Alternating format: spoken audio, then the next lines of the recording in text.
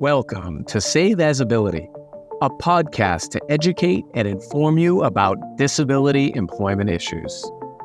My name is David D'Arcangelo, and I'm your disability policy expert. Hey everybody, it's great to be with you. David D'Arcangelo, Save As Ability. It's our inaugural podcast here.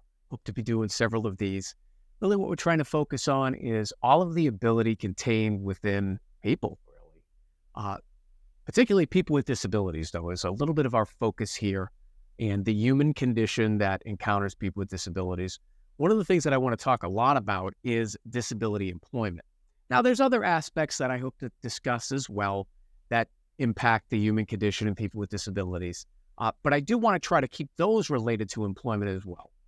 One of my foundational beliefs as a person with a disability myself, somebody who's been through these programs, and the father of a daughter of a person with a very significant disability, both my brothers, my sister, my whole family is people with disabilities. So bringing the prerogative of a person myself, and like I just mentioned, father and brother, I know that disability, by its definition, brings challenges, right? And what can we do to overcome those challenges? That's what I'm interested in. I'm not interested in what people can't do. I'm interested in what they can do. You can't have disability without first having ability, right? So that's what I choose to focus on. I'm a positive person. So with that, let's begin. We'll get right into it. So again, I really believe that employment can help bring independence and self-determination for people with disabilities. Why do I believe that? The data indicates that. And I know we're going to have some slides coming up throughout the series here, but really it's supported very well that people with disabilities that become employed have more independence and self-determination. They have a much higher ceiling in the labor market in terms of the compensation that they can get. But then they also have the dignity of their work product means something, right?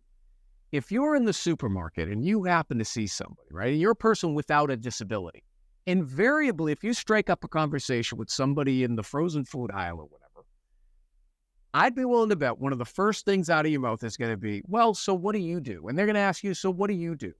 Well, if you're a person with a disability and you're not in the labor force, you're going to start talking about your disability. And while that's all well and good, that's not really independence and self-determination, I think, as most people hope to aspire here in America. And the American dream, we hope to be upwardly mobile. We hope to achieve things, not only for ourselves, but for society. So in order to do that, if you're employed, the likelihood of being able to accomplish those goals are increased, and they're increased significantly. Unfortunately, we do have a long-term labor force challenge, though, for people with disabilities. Are you aware that nearly 2/3 of all working age people with disabilities are not in the labor force? That's right, they're not in the labor force. If you're unemployed, at least you are in the labor force. But this group of people is not even in the labor force. That is a real societal challenge that we have, not only for the people with disabilities, but for the rest of our society. There is tremendous talent contained within that group of individuals that right now is on the sidelines. We got to get them back in. So that's challenge number one. How do we get people resolved to want to work, to want to be in the labor force? And then number two, once they've resolved to be in the labor force, how do we get them employed? Well, many of the programs set up are geared towards step two, challenge two. And that's well and good. And those programs, we can talk about how well they work and how targeted they are and things like that. But really, I believe that we need to solve challenge one before we can move to challenge two. And again, that is bringing people into the labor force. So the labor force participation rate, since we've been tracking it for people with disabilities, which the first year we started keeping that data specifically for people with disabilities was 2008. So think about it. We really only have 15 years of data to go by here. It's still kind of new, okay?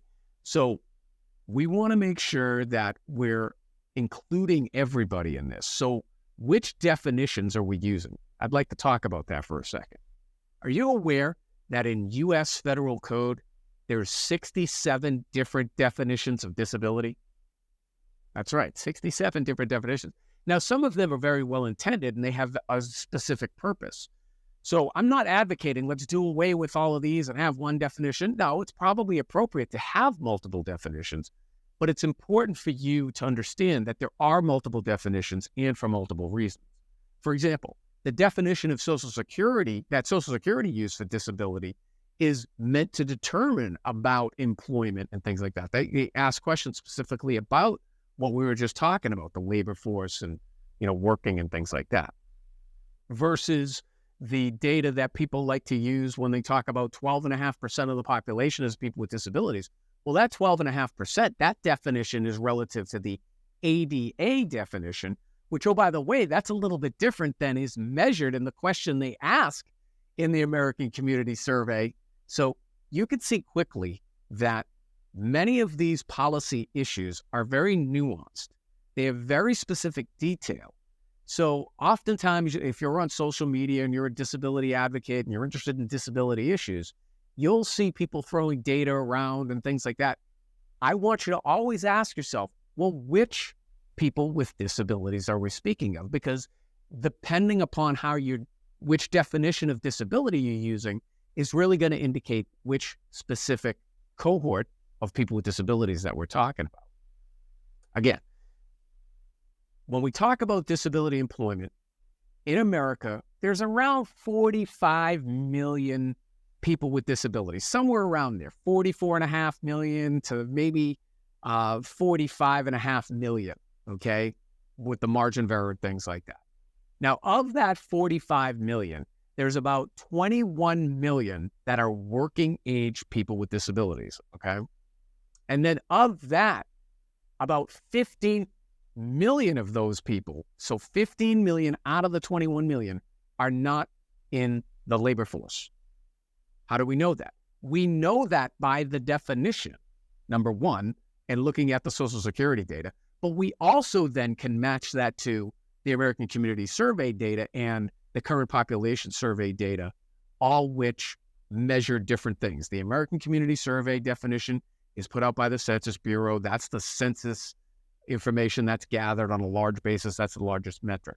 Whereas the current population survey is a very specific figure used by the Labor Department to calculate things like the labor participation rate and the unemployment rate, okay? So I guess the point is these three sources all are in basic agreement here. So we feel really confident about these numbers. When I say we, I mean, really it's the labor market economists and all of the people that do such a great job in putting all this data together.